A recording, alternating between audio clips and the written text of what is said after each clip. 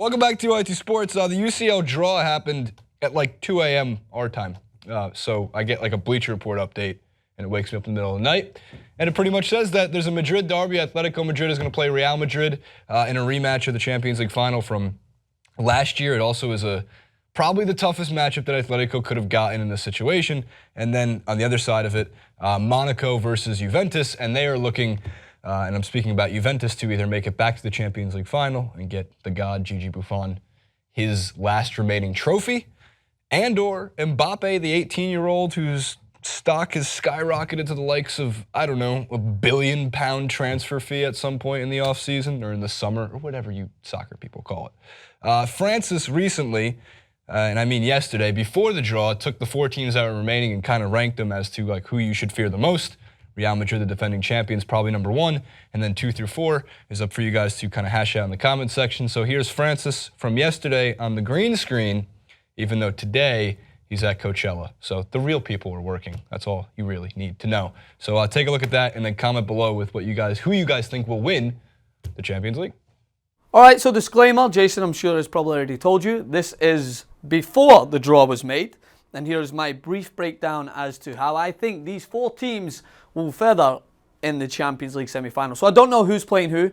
My prediction, and I hope it comes true, is that Real Madrid and Atletico meet each other in the semis, because 3 Madrid Derby finals in the last 4 years, I mean, come on. We know you're the best league in the world for producing the best teams, but you don't have to rub it in everyone's face being like, 3 Champions League finals in 4 years. No, just let us have some difference. I'm a sucker for change. So ideally, I'd like to see those 2 face each other, and then Juventus take on Monaco. But starting with Juventus, defensively the most sound team in this competition at this point. Atletico Madrid show signs of being as dominant defensively as what they were last year. But I'll get to them in a minute and why I think that might actually work in their favour this year. But Juventus, 5 straight clean sheets, 531 minutes or something like that. The last time they conceded a Champions League goal. Gigi Buffon, the man, the myth, the legend, easily next to Pirlo, the man who deserves a wine every single minute of every day because he looks good doing it. I'm sure Jason will post a picture that he did consistently.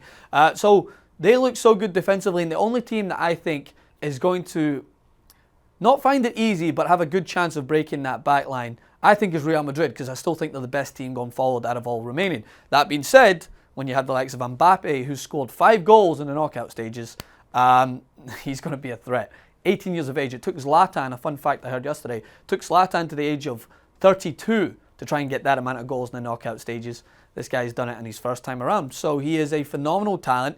He's going to break the transfer record at some point, in my opinion. So he's going to be a problem for Juventus. But the reason why I think Juventus, right next to Real Madrid, who I'll get to as well, who I still think are the favourite, I don't know, I'm neck and neck. The reason Juventus, I think, are more so favourites than what they would have been in the past few years, when they made the Champions League final against Barcelona, their problems was in the wide areas. They didn't have attacking fullbacks when they played that 3-5-2, or if they switched to a 4-4-2, that could really work well defensively as they did going forward. Patrice Evra was in that team at that point, who's always a liability when he moves too far forward. This year they've got Sandro and they've got Dani Alves. Dani Alves left too early for Barcelona, in Barcelona's opinion. He's made a great decision for his career. He's fit in well at Juventus, he gets back, he attacks. They just look like a well-oiled machine. And for that reason, I'm going to put them right there with Real Madrid, maybe just slightly below Real Madrid, and I'll get into that now, is because Madrid have more depth, in my opinion. Asensio coming off the bench is a talented young prospect. They've got the ability to go with either Benzema, Ronaldo and Isco, or Benzema, Ronaldo and Bale. In the middle of the park, they have Modric, Kovacevic, they have Kroos, they have Casemiro. They've got James they need to come on. I think Juventus' starting 11 is right on par with Real Madrid's, especially with Dybala, who's another phenomenal talent. But when they need to call someone off the bench to change the game, whilst Juventus does have players that can come on, Real Madrid have talent in every position. They have Morata, who Juventus looked to in the past to be an outlet and to come on.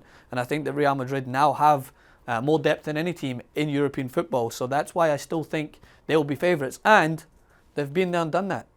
Gigi Buffon doesn't have the Champions League medal to his name. He deserves it more than anyone out of all these players involved. But the form that Ronaldo's in at the moment, his fox-in-the-box style, the way they're playing defensively, the confidence they're playing with, both La Liga and Champions League, is why I think they are the favourites. Now, to get to the 2 underdogs. I mentioned Monaco briefly, so let me go to Atletico, so I don't want to take up too much time.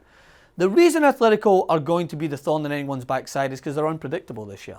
Usually, you'd expect that you're going to have to batter Atletico until you find some sort of gap. And the gaps are tiny little creaks in there, because in the past, Diego Godin, under the guidance of Diego Simeone, they were one of the tightest ran ships we've ever seen in European football, conceding at best like one goal.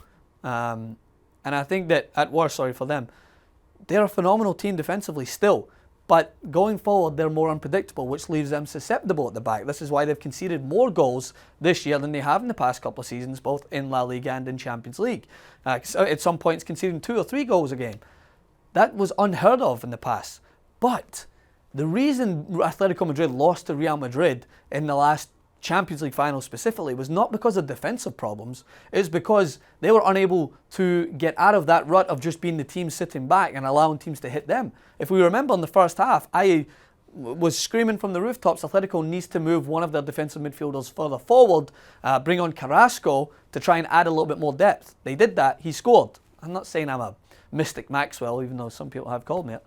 But when they played the likes of Gabi Fernandez and Thiago and those guys deep, without no real attacking player pushing an agenda further forward, they were susceptible to just sit there and not really have anything to ask, anything to pose to the other team, and that's why it went to extra time and in penalties. This year they're different. Carrasco plays more freely, Koke plays higher up, Saul Niguez is a more free, Griezmann as well, as we know, and they just look a little bit more dangerous, a little bit sexier in the final third, and that is why I think they could be unpredictable.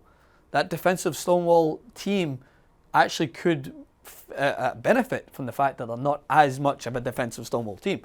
So they're definitely there or thereabouts. I would love to see Real Madrid Atletico. I still think Real Madrid would emerge. I'd like to see Juventus and Monaco. I think Juventus would emerge, and I think it would be a good final, Juventus-Real Madrid.